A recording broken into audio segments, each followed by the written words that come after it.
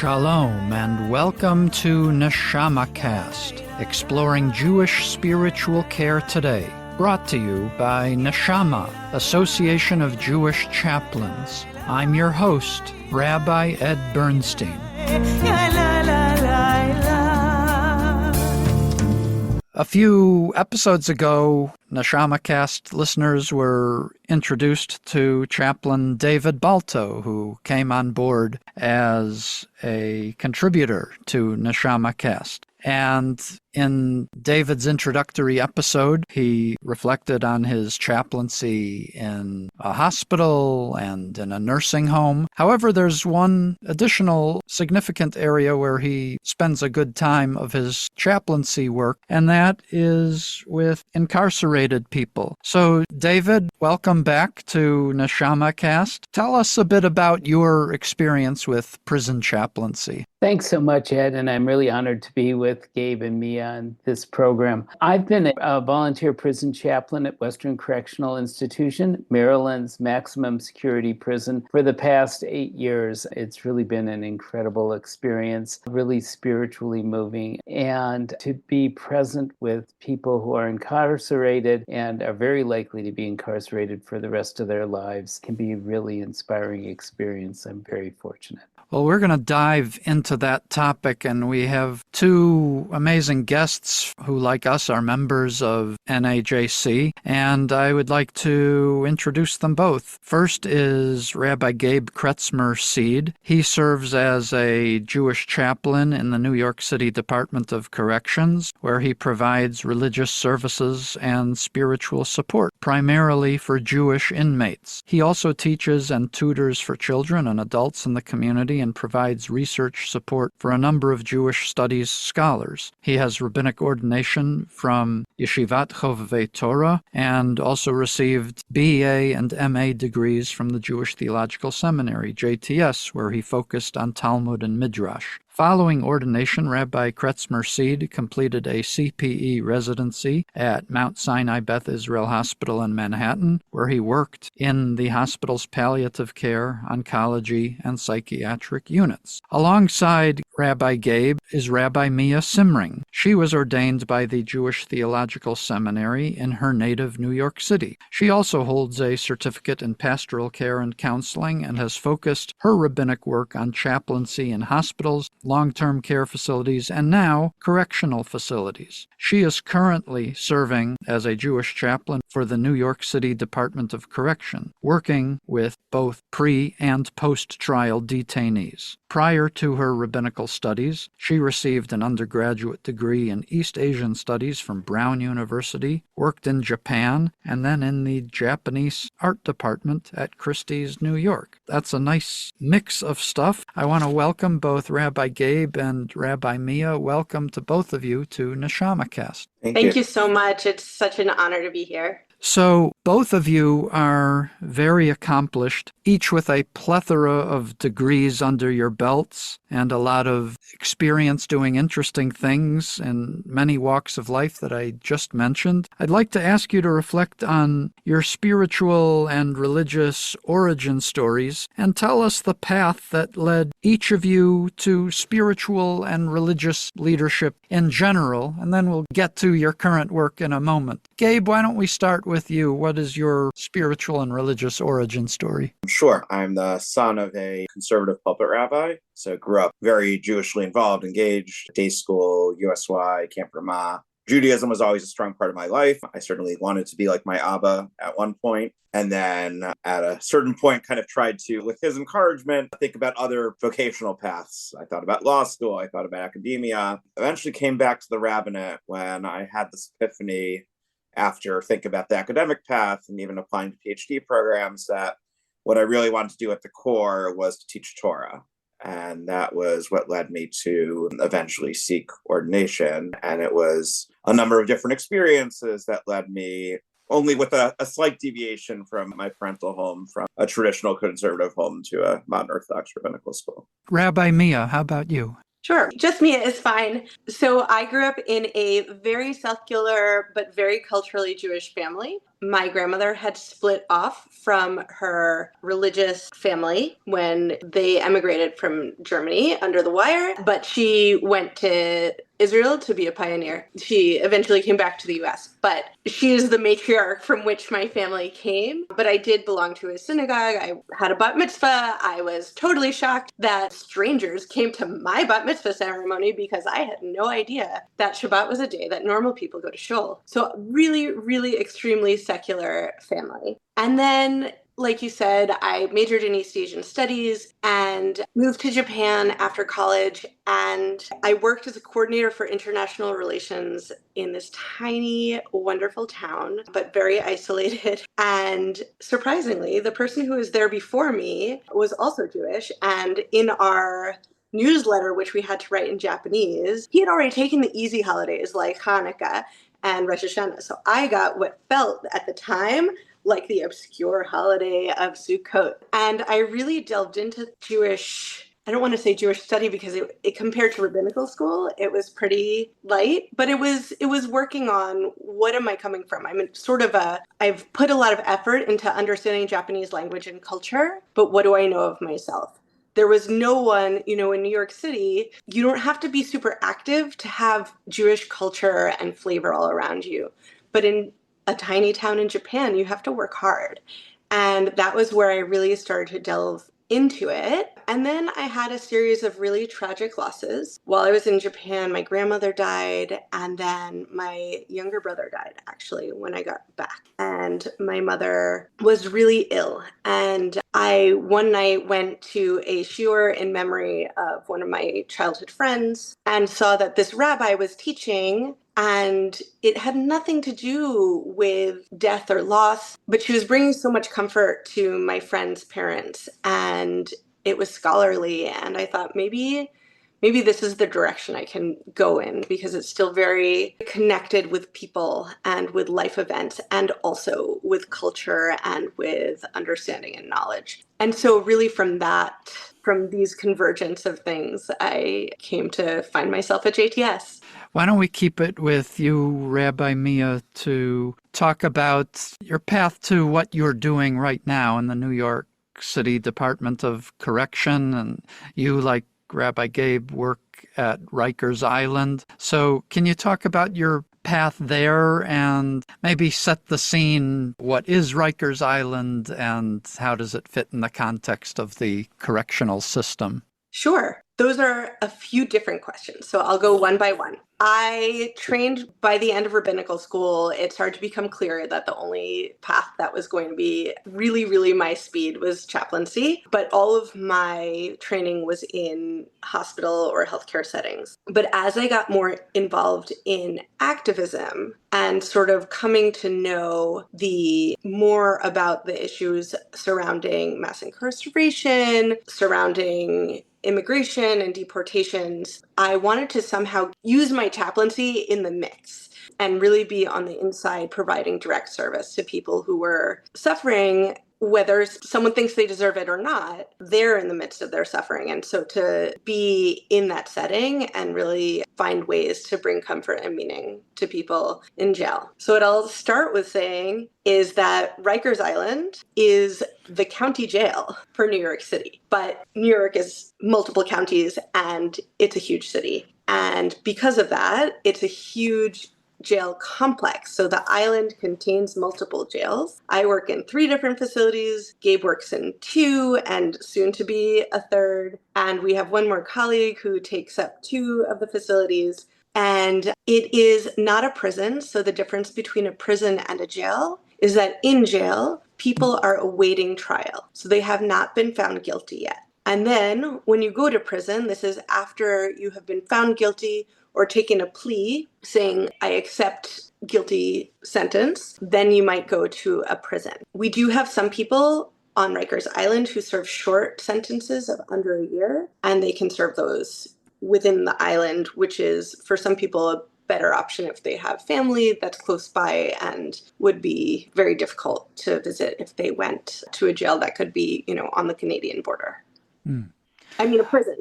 Now I'm making the mistake. Rabbi Gabe, let's go to you. So what was your path to prison chaplaincy once you became a rabbi? And if there's anything you want to add about the specific environment you work in, and if there's anything to add to what Rabbi Mia said, please feel free.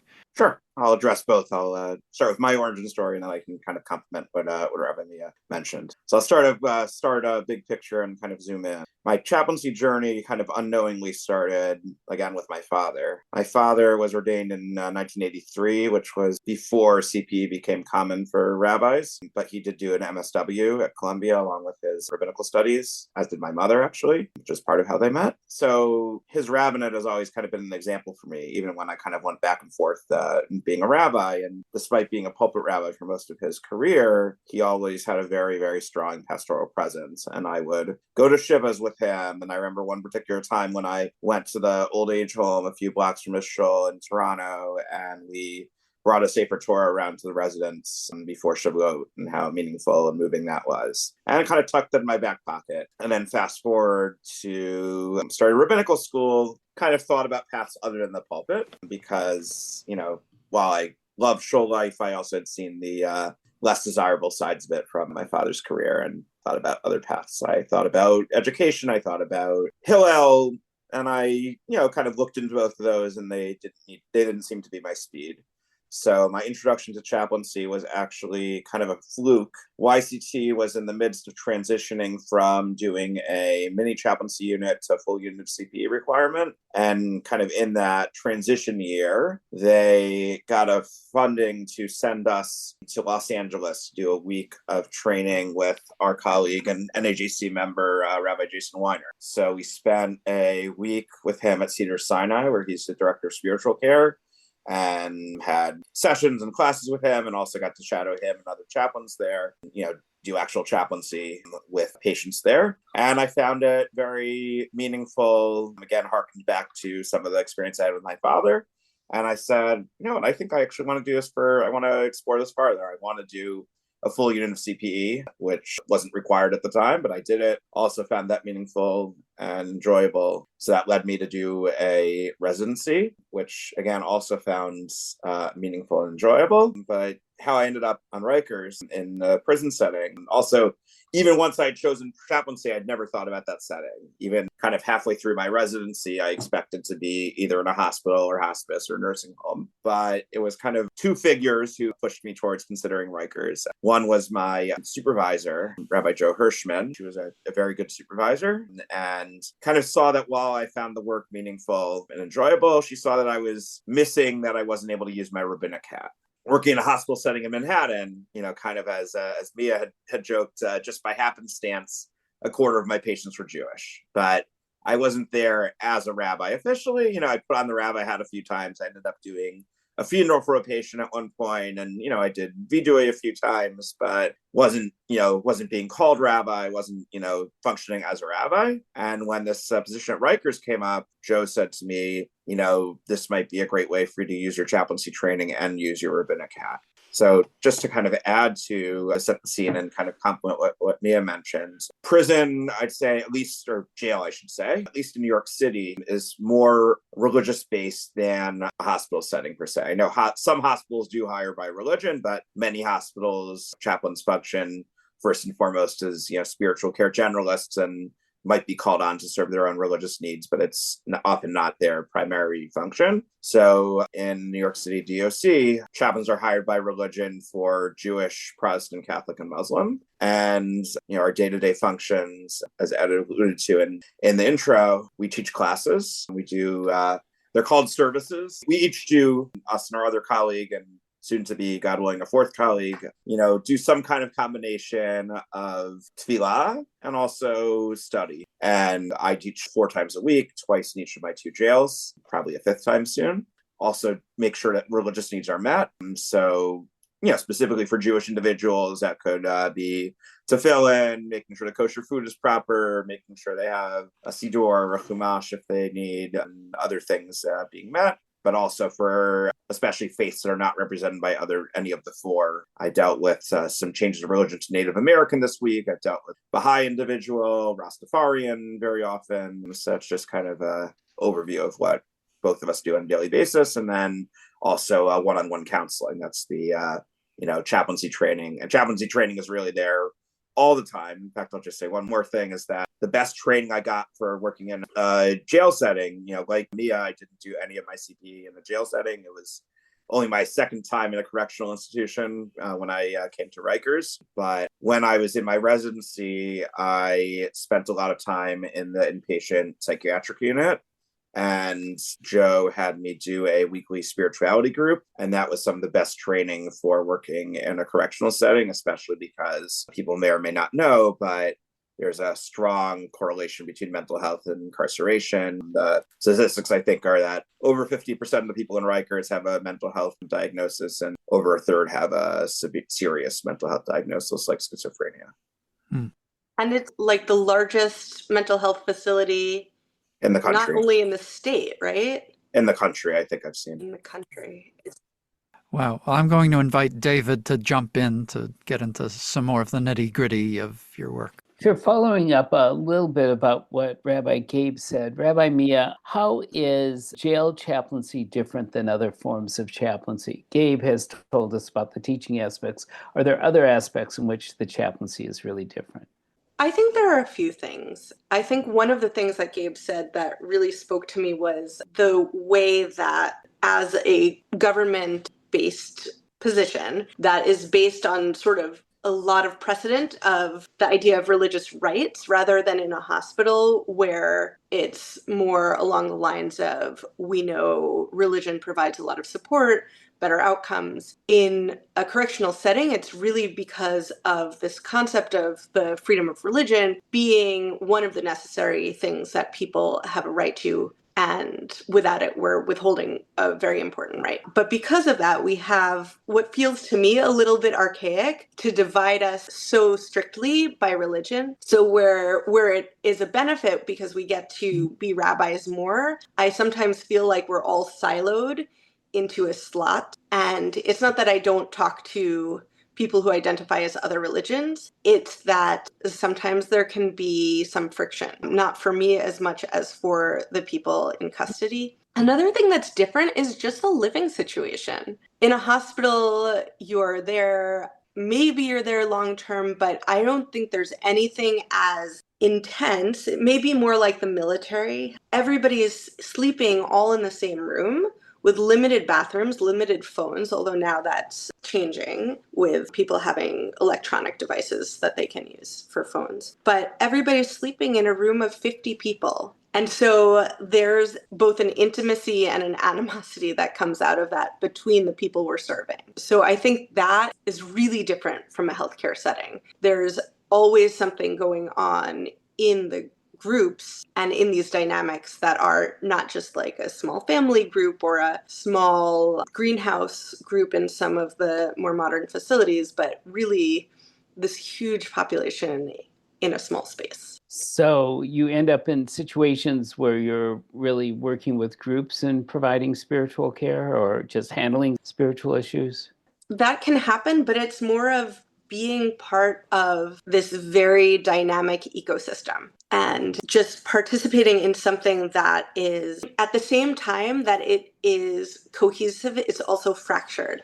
And so it's fractured in the many dysfunctional ways that are there out in the open that people interact with each other, whether it's staff to people in custody, staff to staff, people in custody to people in custody, which is a big issue. There's all of these ruptures, and God willing, there's repairs, but often there's not really the opportunity to repair. But also, we can't avoid being all part of this system and part of either that dysfunction or the repair that can happen. But I don't think there's anything quite like it. On the issue of repair, let me ask both of you, a jail is a place where they really try to take away a person's humanity. You don't have a name, you have a number, you don't have choice or physical freedom. In your work with the prisoners, starting with Mia, in your work with the inmates, how do you try to restore their sense of humanity?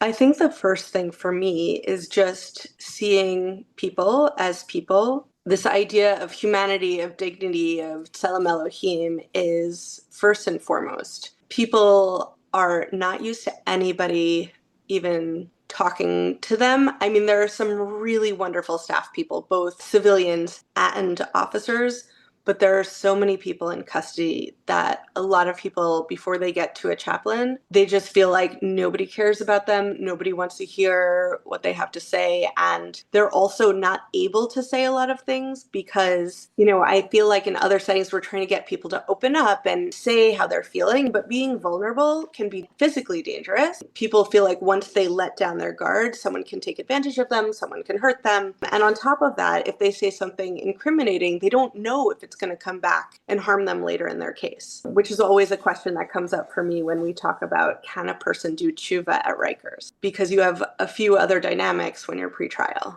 Gabe, what do you do to try to preserve the inmates' humanity? Like Mia, I always try to focus on, I have to ask their numbers sometimes just to be able to identify them, but I always focus on the name. I'll give a few examples briefly, but just kind of illustrate. As I mentioned, we all kind of construct what we think is the most meaningful tefillah experience in our services. So something that I kind of developed over the years as I structured my tefillah. I generally don't do a full halachic shacharit or mincha service. Perhaps the majority, as Mia would agree, of the people in custody, people can choose in New York City Department of Correction how to identify themselves, and probably 2/3 of those identified as Jewish are not halachically Jewish. We have a sense of who is and who isn't, but we don't discriminate, certainly in how we serve them. So anyway, do a abbreviated tefillah. One of the things I always do about halfway through, we start with Ashrei and the Shema, and then I have people share a prayer in their own words. And many people have found it very meaningful. I always tell people you don't have to, there's never any pressure, but some people will share very beautiful tefillot, and some people will be even a little bit vulnerable, those who feel comfortable. And it can be very powerful giving them that space in a spiritual setting to open up like that. And,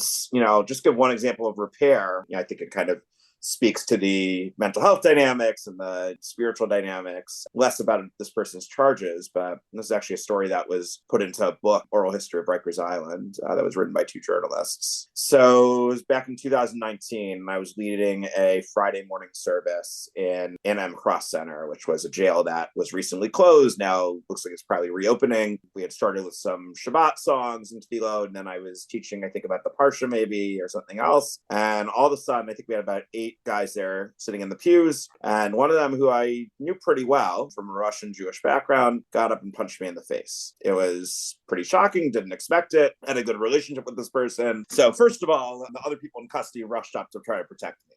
Generally, when you have a good relationship with them, they'll try to protect you. If a fight's going to break out, they'll tell you, Rabbi, you should step aside, and try to look out for us. So even before the officers could get to me, the other people in custody, try to tackle this guy. This person it turned out, I knew that he was seriously mentally ill. He was in one of the more intense mental health units. And to the department's credit, they didn't send him to solitary like could have happened with, an assault on staff, but sent him to the inpatient hospital and psychiatric unit at Bellevue Hospital. I think he was there for about a month. And he came back to Rikers, and with the assistance of one of the mental health clinicians, we arranged for the 2 of us to have a repair. We sat down face to face at a table when he had stabilized, and he kind of explained what was going on for him, that he was hallucinating and seeing demons and thought I was a demon. And I explained how I didn't have any hard feelings and I wanted to continue our relationship, and I was glad that he was in a better place. And, often it's,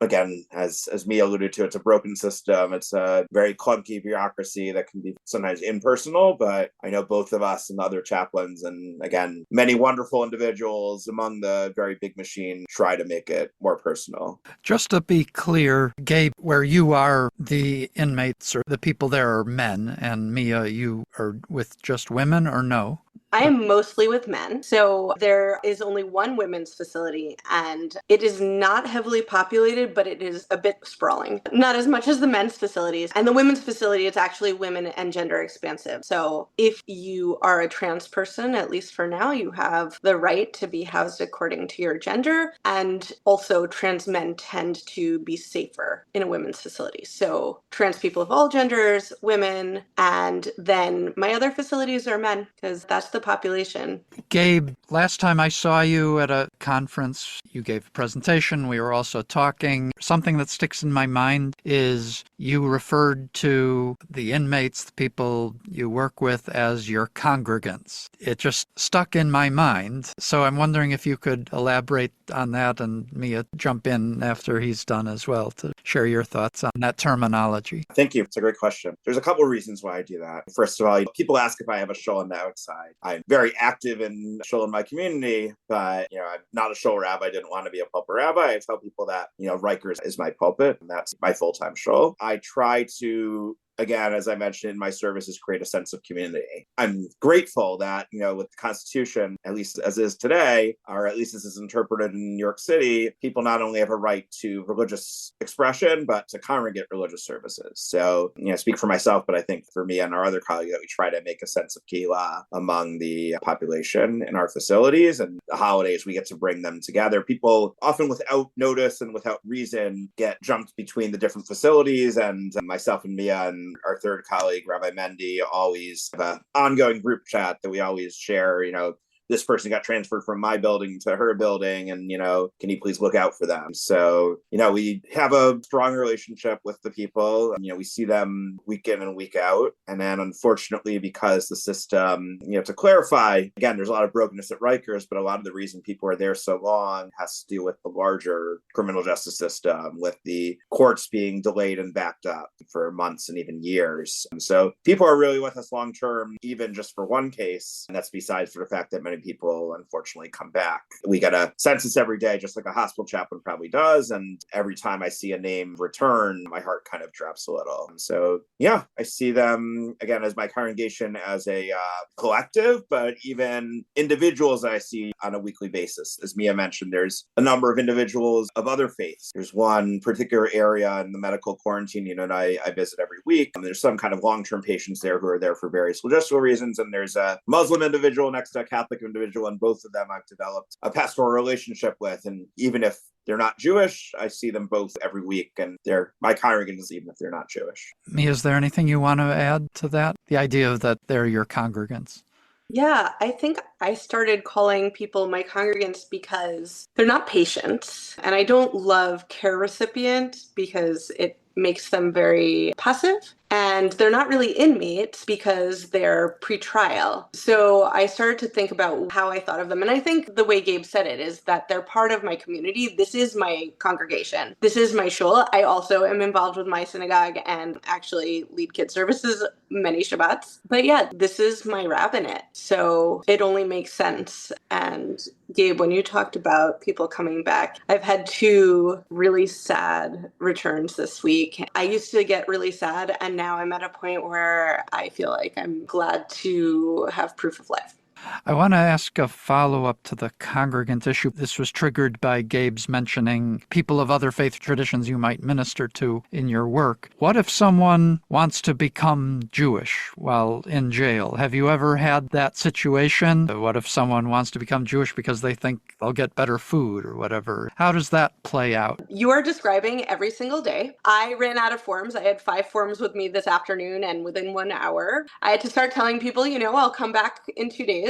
I ran out yesterday. People want to be Jewish for many reasons. I think the famous reasons that are a little less genuine are food, whether it's because it's better or because it's sealed and can't be tampered with. Or some people, especially in the men's facilities, are concerned that they'll be made to cut their hair or shave their beard if they are sentenced and go upstate. Going upstate is going to prison. Actually, signing up as Jewish does not guarantee that you won't be made to shave your beard or your head. But people sign up because of that. But I'll also say that putting in the FaceTime, being the chaplain that they see over and over again, whether it's coming to the dorm or walking in the halls, once you're a known entity, sometimes people are just searching for something. They're searching for compassion, they're searching for community, and they're searching for some sort of spiritual connection. And when they see that you're someone who cares because you cared about the person next to them and everybody seems comfortable with you, they'll be curious. And we actually, Gabe and I both worked with someone who has gotten out of jail and is very likely to pursue modern Orthodox conversion to Judaism. And also people are curious just in general. We have the reading material. There's not great access, even though the public library does have an outpost, but we also have reading materials. So that makes us very popular. Are you allowed to do conversions? Not halakhic conversions. You sign a piece of paper, then you are Jewish. So they might not be Jewish according to traditional Jewish law, but within the prison system or the jail system, they could have the benefits of Jewish people. Yeah. I always point to the paper. It says change of religious preference. So I see. I say your religious preference is Jewish. And we kind of have a low, I think Mia would agree, as much as if someone says just for the food, I try to kind of dissuade them to at least take it a little bit seriously. But the fact is that they can come in and define themselves as Jewish with no background check. So, I try to push them away a teeny bit, but not too much. If you want to take it seriously and explore it, they can only change once every 3 months also. So there's that safeguard a little. I wanted to go back to something Mia alluded to, which was forgiveness and seeking forgiveness. And how do you deal with helping the inmates to seek forgiveness, especially, when there hasn't been an adjudication of guilt made yet? So just generally seeking forgiveness and then perhaps forgiveness on the reason that they're in jail. Gabe, why don't we start with you? I guess 2 things. Create a safe environment where people can be vulnerable. I don't try to push them towards, again, admission or thinking about tshuva, but again, a safe environment. But I also talk about the power of tshuva and the power of change very often, not just at Rosh Hashanah, but I talk about that's something that is part and parcel of Judaism. We don't believe in original sin. We believe in the Midrashim that I share around Rosh Hashanah or even other times that even when the sin in the Garden of Eden was the first sin, but also the first tshuva and the first time that God accepted tshuva. So I kind of show that to people as a paradigm. And whether or not someone is guilty in the eyes of the law, and I always say I'm very grateful that I'm not the arbiter of that, but I want to at least encourage people or show them hope and strength to have a different lifestyle. There's a number, a lot of people who we work with are there for drug charges, many just for possession. Some might be for dealing as well, but again, that's not necessarily a sin according to halakha, but it's a case where, they might have neglected their family because of that, or they might have, not been on the spiritual or otherwise path they wanted to be, and try to show them that there's hope for a different path. There's someone, me and I both worked with David in an IC. Very often, unfortunately, people come to jail and there's drugs available in jail and it doesn't help them. But there's a few people, and that particular David was one of them, who tried to use jail as an opportunity to move towards a better spiritual path. There's so much I want to say about drugs, and maybe we can come back to that. I think of the women that I work with, and many of them are actually the drug-related charges that they're there for aren't the drugs themselves, but what they've done to get the drugs, which is also often theft. Many of them are involved in sex work, which they don't seem to be picked up on, but they hit someone while they were high. But also, these are the same people who are repeatedly in abusive relationships, who love their children, but have not been stable enough to take care of them, and all they want is their kids back. So in these settings, again, there's never, for either of us, any push to say, you are accept your guilt, accept your responsibility. So I think for them, there's a lot of searching for how they can forgive what has been done to them. So a lot of it, I think, is, how do we understand forgiveness in our life? There are many situations where even if they want to ask forgiveness from a victim, there are things you can't get forgiveness for if the person is no longer living, if the person doesn't want to see you again, right? You are scary, you are upsetting. So there are so many times. So I think bringing in concepts of forgiveness of self, can lead to an awareness of what it might be like to be forgiven by others, to give forgiveness to others. But I'll also say that we had 2 congregants and they had been friends. And then one of them gave away the other's kosher meal while he wasn't there. And this is really horrible. And this was around the high holidays. And for whatever reason, it was just me and the two of them in the chapel. I don't know where the officers were. I don't know where the other people were. It was just the three of us. And the one said, I thought you were my friend. You gave my food away. The rabbi needs to know. And the other guy said, you act like you're so great in here, but when you're in the housing area, anything you can snort or swallow or smoke, that's what you're doing. And you act like you're the best, you're the rabbi's favorite. But I start to talk about, Judaism does not, as some other religions do, require us to forgive other people. And I talked about this. I said, we benefit when we can do this kind of tikkun, right? When we can repair the relationship, but we do not require it. And we talked about this and we talked about the themes. And then they stopped looking at me and looked in each other's faces and said, can I curse here? We work in a jail. I won't say what they said. I was a real jerk. I am so sorry for how I treated you and the assumptions I made about you. And they ended up hugging. And it was one of the most powerful moments. I mean, there are a lot of powerful moments, but it was really powerful to see this happen really right before Rosh Hashanah and see how facilitating and opening a space for vulnerability and for being a flawed person and for the benefits of granting forgiveness and asking it, it all just sort of came together really beautifully. That's incredibly powerful. One thing that came to mind as both of you were talking, there's a teaching in the Talmud that says, Ein chavush matirat smo mi beit ha'asurim, that a prisoner cannot free himself or herself from prison. And it's in the context of someone helping a sick person get better, that a sick person can't get better without medical care. But it's interesting that the metaphor uses language of a prisoner, and you're dealing with people who are literally incarcerated. So I'm curious how that teaching in the Talmud resonates for you, given what you do on a daily basis. What does that mean, to free oneself or to help another person become free?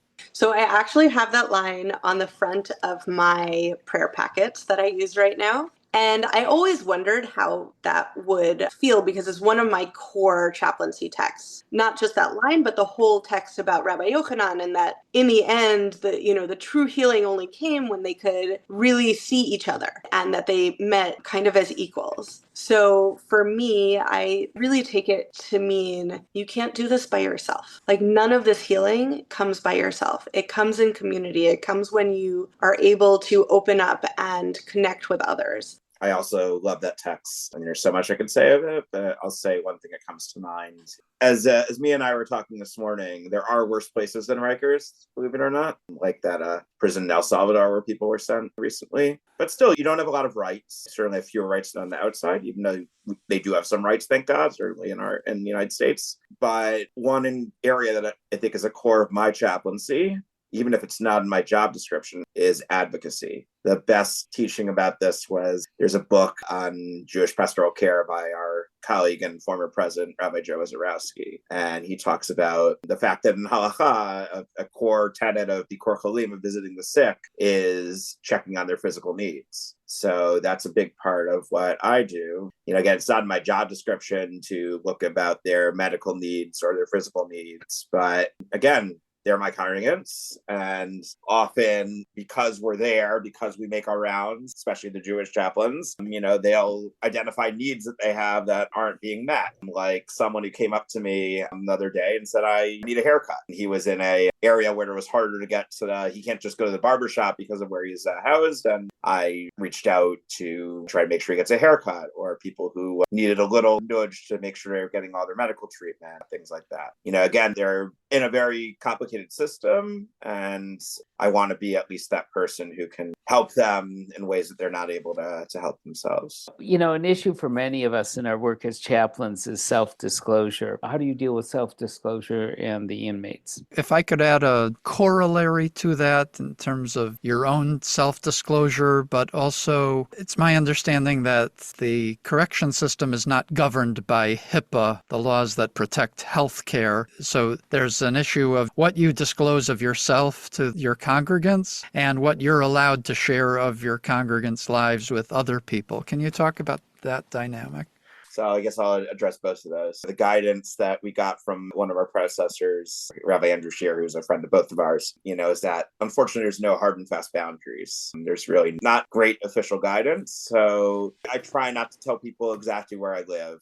I'll often, mention a different borough than where I actually live. People ask me. Sometimes I'll mention things as appropriate about my background or, things that I don't think are too overly personal, but I try to walk a fine line for my own safety. I'll also say there's no hard and fast rules about staying in touch with people after they leave. I generally, with very few exceptions, don't give out my contact information. I tell them they can write to me, at the address of the jail, which once in a while someone does. Once in a while someone has reached out through my rabbinical school or other ways to tell me how they're doing. But it's hard because there's not great guidance. And you're absolutely right about HIPAA. I'll say two things about that. First of all, it's an interesting dynamic where everything's public. I remember actually, and I kind of called Andrew because I didn't know what to do. It was not too long after I got to, I think it was pretty early on, and ORA, which is the organization that deals with agunot, with women who are chained to their husband because they won't give them a get, reached out to me and said, someone on Rikers is someone who won't give his wife a Jewish divorce again. And I called Andrew. I said, well, what do I do? Can I talk to them? And he said, this is not a hospital. There's no HIPAA. If you want to talk to them, you can talk to them. You have to figure out the right path. And Mia and I have both kind of tried to walk that line in that case where these people who won't give their wife a get are congregants, but as rabbis, we also want to make sure men give their wife a get. And then the other interesting thing with HIPAA is that there's wonderful clinicians who do medical work, the medical treatment on Rikers from the correctional health services. They're also city employees. So again, not a for-profit corporation, thank God, but they're within the HIPAA bubble and we're outside the HIPAA. So both of us, I know, try to collaborate as much as we can with the clinicians, and they try as much as they can with us, even though there might not be an official encouragement of it. But both of us having a hospital background, I know, try to do that. But again, officially, we don't have access to the medical records, and certainly makes that more challenging, even though we try to overcome it. So I don't tell people where I live either. I do not give out my contact information, although sometimes a parent or a therapist or an important relative or friend will have my work number and people can be in touch that way. But I try to make a pretty firm line when people are leaving. They still find me and I'm okay with that. I don't feel threatened at all. I've had some accidental reunions with people on the street or on the subway, and it's actually really lovely. You can't hug in jail. Like I can't, as staff, hug someone. Sometimes I get a surprise hug, but really it's not okay. You can get accused of passing off drugs. You can't do it. But on the street, you can. I don't know if that's weird, but I feel so much affection, especially with the women that I've worked with for a long time who have really had so many struggles. I ran into one person. She was at a bus stop. She was in a new coat and she was like, I'm doing great. And someone else, just seeing her out of her uniform made such a big difference. And she was with her mom, who was grumbling about why she had to have such difficult children. But even if people relapse, whether that's into criminal activity or just into substance use, there's that moment of hope. And to be able to share in that feels like such a privilege. I do disclose quite a bit about myself. People generally know that I'm a mom, that I'm from New York, that I go home at night. I mean, it's something that I'm open about because I feel like sometimes it's the elephant in the room. And if you don't acknowledge it, people feel like you don't even realize. Like, I understand I don't live here. And even when I'm having a bad day or someone else was having a bad day and snipped at me, I get to go home to a really loving place. And so I acknowledge it. I'm not like rubbing it in people's faces like I have the best, la ha ha ha. But I think it's important to have an awareness. And the other piece is I want them to see me as a person. I think there are a lot of roles that people are performing all the time. You wear a certain kind of clothing and you fill the role. And for me, I do have the role of rabbi and I love that. And also, I'm a human being and I want people to understand that I don't see myself as above them or better than them. As we start to draw to a close, I want to pick up on, Mia, your message of hope. And we could have easily recorded this conversation 6 months from now, the other end of the Jewish calendar around Rosh Hashanah and Yom Kippur, where the theme of repentance and forgiveness is very, very much in the air, and we've covered some of that. But we're recording it now. We're meeting in March, and this recording will be released in April, around the time of Pesach, Passover. So the season of Passover is in the air. The Jewish tradition calls it Zman Cherutenu, the season of our freedom. I'd like you each to reflect on both the practicalities of how you deal with the season of freedom in your workspace, but also what is your personal message for Pesach this year, or what message from our tradition is striking your heart this year, given what you do? So I always tell people, I was literally just teaching about Pesach today, that, I acknowledge the elephant in the room, that it's hard to talk about freedom being in jail, but it's important. It's important to, I talk about the importance of Yeshivat Mitzrayim, of remembering the Exodus from Egypt, and gives them hope, I hope, for freedom in the future, that our ancestors were enslaved and they were freed even if it took a long time. And I pointed out that most of the narrative in the beginning of the book of Shemot is about literally the last year, the last 12 months, even though they were enslaved for 210 years. So often, especially in jail, you don't know how long you're going to be there. You don't know. It could be another month, another year, another 5 years, unfortunately. But hope is important. It might feel like it's the longest time, and you could be just a week away, God willing. So I talk about, Yetziat Mitzrayim as, again, remembering slavery to freedom, but also caring about the more vulnerable among us and telling them that I share the message many times that people on the outside the Jewish community needs to care about those who are incarcerated. Rabbi David de Sola Poole, who was the rabbi of the Spanish and Portuguese synagogue in New York, is known often for his rhyming translations. So he has a beautiful translation of Halach Ma'anya from the Haggadah. And this one, I share it every year because I think he might have been thinking of people. That synagogue actually had a long connection to prison chaplaincy. I'll read it and you'll see the beautiful connection here. Behold and see the bread of woe our fathers ate in Egypt's land. Let all who hunger come partake. Let all in need come celebrate our freedom and the Passover. May Israel's wandering yet this year reach Israel's land this coming year, and Zion's mountain shrine ascends. May those whose freedom lack this year their shackles break this coming year. May freedom on the world descend. That line about shackles breaking and people who don't have freedom, I tell them, look, that there's the Haggadah sees you. That, again, when we read that passage, it acknowledges that there's people like you who don't fully have freedom. So I say a word about the logistics. So one of our roles is making sure that people's religious needs are met. And we try our best to, especially for those who are more traditional, but for anyone that they can observe halachically to the best of their abilities. So DOC provides kosher Passover meals. We have seders led by volunteers. We have a large communal seder. Going to the communal seder for most of the people involves getting on a bus and being searched and transported. So those who are more traditional and don't want to do that on Yom Tov, we make sure that they can do a seder themselves and avoiding the getting on the bus if they choose to do so. And then I'll just say a word about matzah. Until about 2 years ago, there was this great irony that through some interesting history, the only kosher bread, again, this changed about 2 years ago, thankfully, but the only kosher bread available on Rikers for Jewish individuals was matzah, 365 days a year. And it's still available to them. About 2 years ago, they closed the bakery on Rikers. So Rikers used to have a bakery that made whole wheat bread for everyone. I don't think it was that great, but it wasn't under Ashkacha, so it wasn't kosher. For whatever reason, even though I know it's not the case in the state prisons, but the only kosher bread they served was matzah. So now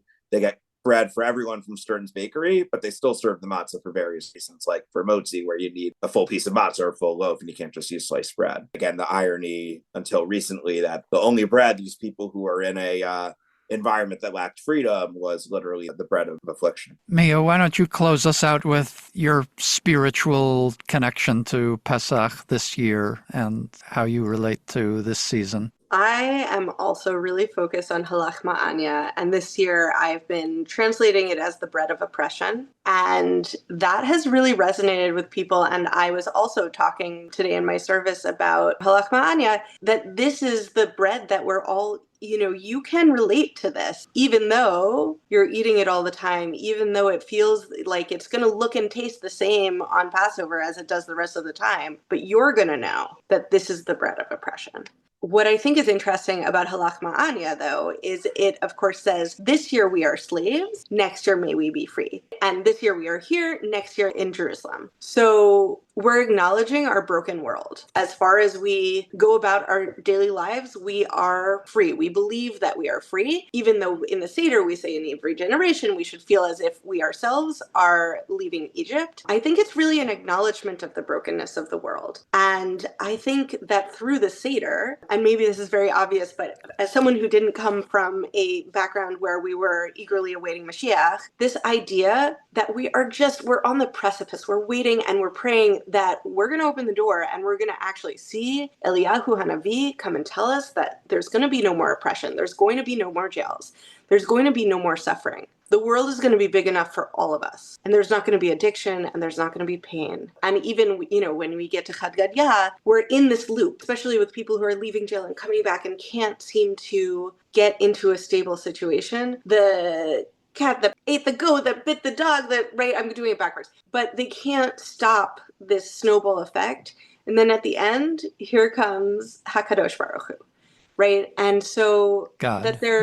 We're not there yet, but we're working towards a world that is going to be fully free. That's where I want to end things. What a powerful message. It's been such a delight having both you, Gabe, and you, Mia, on Neshama Cast. Thank you to both of you. Thank you to David for your partnership and for being part of the conversation. I wish all of you not only a joyous Pesach, but wish you good health, safety, and continued fulfillment in your important work. Thank you so much. And as this in Pesach to you. Thank you. Thank you for having us. Neshama Cast is a production of Neshama, Association of Jewish Chaplains. Thank you to Rabbi Gabe Kretzmer Seed and Rabbi Mia Simring for joining us as our guests on Neshama Cast. Check out the show notes for more about them, as well as a guide to Hebrew terminology used in the conversation.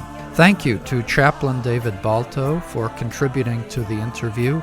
Additional thanks for logistical support to Allison Atterbury, NAJC Executive Director, and the NAJC Social Media Committee. Please consider making a contribution to NAJC to support Neshama Cast and all of the vital work that NAJC does to promote Jewish spiritual care. Click on the link in the show notes to donate.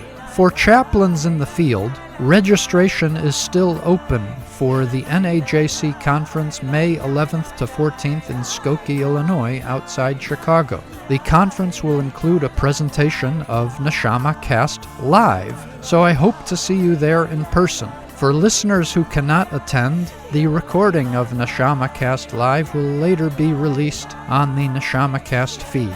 A transcript for this episode is available automatically in the Apple Podcasts app. Our theme music is a nigun for Ki Anu Amecha, written and performed by Reb Cantor Lisa Levine. Please help others find the show by rating and reviewing the show on your podcast portal. We welcome comments and suggestions for future programming at neshamacast@gmail.com. And be sure to follow NAJC on Facebook to learn more about Jewish spiritual care happening in our communities. May we all work together to heal our world.